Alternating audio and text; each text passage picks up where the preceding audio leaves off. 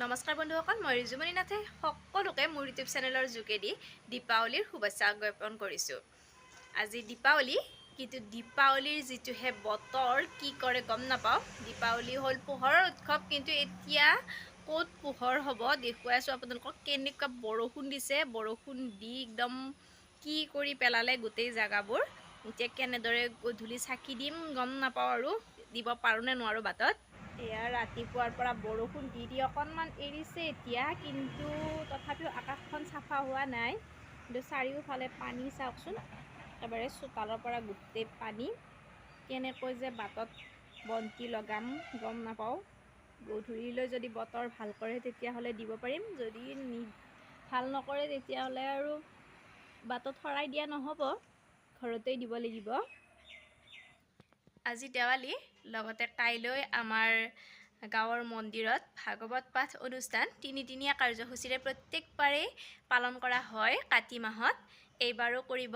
কাইলৈ প্ৰথম দিনত গোটেই গাঁওখন ভ্ৰমণ কৰে ভাগৱত লৈ।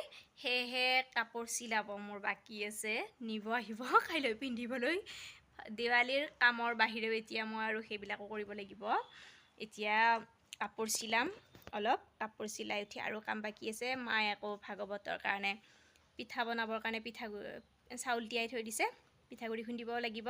আকৌ অলপ পিছত পিঠাও বনাব লাগিব। সেয়েহে তাড়াতাড়ি এতিয়া কাপোৰখিনি চিলাই লওঁ।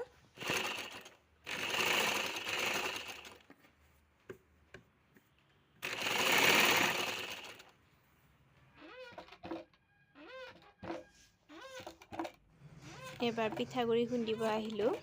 মায়ে ঢেঁকী দি আছে আৰু মই চালি আছোঁ।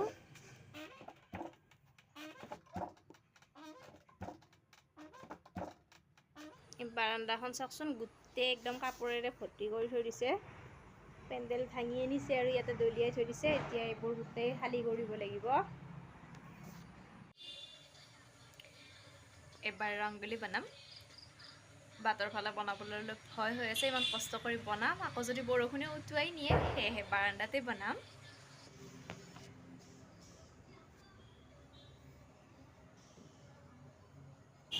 কমপ্লিট হৈ গ'ল। দেউতাই অকল পুলি পুতি আছে। গধূলি চাকি দিব লাগিব। অৱশ্যে গধূলি হৈছে, দিনটো বৰষুণৰ কাৰণে বাট চাওঁতে চাওঁতে গধূলি হৈ গ'ল।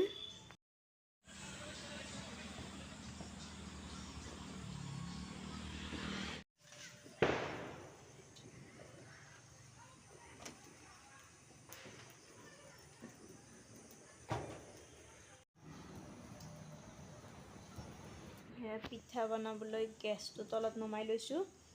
নাৰিকল ভাজি লৈছোঁ। পিঠাগুড়ি, পিঠা থ'বলৈ বাচন উলিয়াই লৈছোঁ। গোটেইখিনি লৈছোঁ। এতিয়া পিঠা বনাম। পিঠা বনাবলৈ ষ্টাৰ্ট কৰিছোঁ। দুখন হৈ গ'ল, এইবাৰ এইখন 3 নম্বৰখন।